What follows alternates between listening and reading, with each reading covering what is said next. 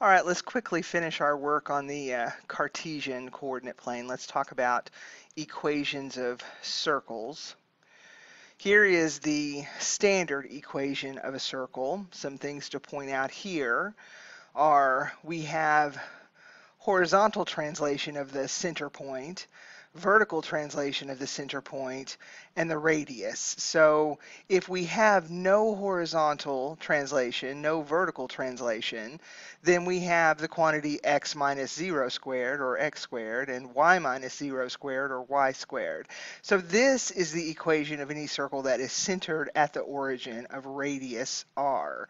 As soon as we start moving that center point around anywhere, then this is what the equation is going to look like. And the beauty part of it is that the center of any circle can be found from the equation because it's going to be centered at the point h, k. So if we're given the equation of a circle, not only can we find the center, we can also find the radius. We may have to do some completing the square and things like that to actually get it in this form. But once we have it in this form, it's very easy for us to identify the center and the radius, and therefore very easy for us to graph. Not a problem at all. So let's do a couple of examples here. Find an equation of the circle with radius 3 and center 2, -5. So we know that we have h and k already, and we know that we have r already. So we have x minus 2 quantity squared plus y minus 5. Now that's going to be plus 5 because it's minus a -5 quantity squared equals 9. So that was fairly easy, fairly straightforward. You give me the coordinates of the center point, you give me the length of the radius, I can very easily give you the equation of the circle. Find an equation of the circle that has the points 1, 8 and 5, -6 as the endpoints of a diameter. Now this one has a few more steps involved in it. If I can find the length of the diameter, I can take half of the diameter, and that gives me the radius. Now finding the center point is going to involve the midpoint of that diameter, because the midpoint of any diameter in a circle has to go through the center. So a few more steps in finding the equation of this circle, but still quite doable. Let's work on this distance formula first.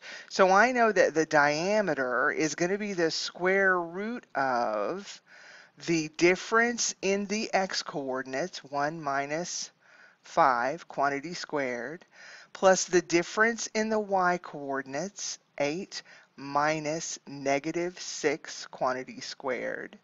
So that is the square root of 1 minus 5 is 4, 4 squared is 16, plus 8 plus 6 is 14, 14 squared requires me to get my calculator, and that's 196. Let me find my spot here again, 196.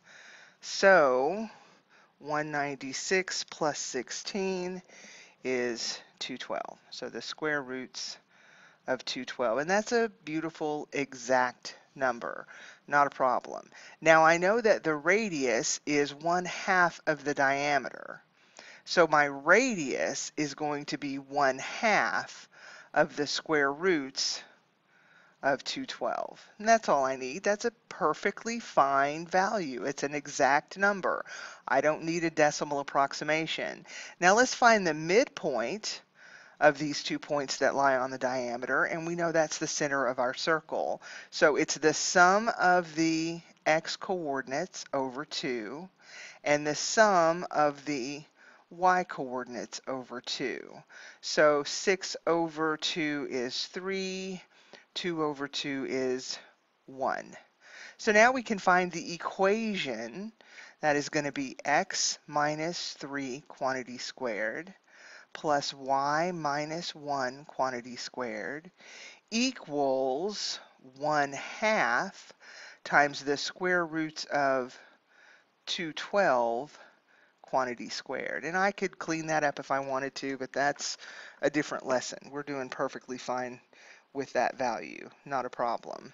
So there's how we find the equations for circles by finding the coordinates of the center point and knowing the length of the radius. Let's talk really quickly. We're going to talk a lot more about symmetry as we go through our parent functions, but just really quickly, let's talk about especially y-axis symmetry, x-axis symmetry, things like that. I know that you know this. This is just a review. So if we are dealing with a function that is symmetric about the y-axis, things that we can count on when we have symmetry over the y-axis, we can count on the fact that every point on the graph of that function has a corresponding point that is a reflection over the y-axis that simply has the opposite sign on the x-coordinate with the same sign on the y-coordinate. That's what it means to have symmetry about the y-axis. We could equivalently say if we have symmetry about the x-axis, that we've got the same thing going on here. We have the same x-coordinate, we have the same value of the y-coordinate with opposite signs. That is what it means to have symmetry about the x-axis. So those things are important. If we have symmetry with respect to the origin, we have the same distance from the origin, but we have opposite signs on our coordinates. If both x and y are positive, and we have the same values down here for x and y, but they're both negative, then I know that the graph of this function is symmetric about the point of origin. The same could be said for quadrant 2 and quadrant 4. Here we would have a negative x-coordinate, positive y-coordinate, and if we were the same distance, we would have a positive x-coordinate, negative y-coordinate. So we can also have symmetry about the point of origin and have our function lie in quadrants 2 and 4, not just in 1 and 3.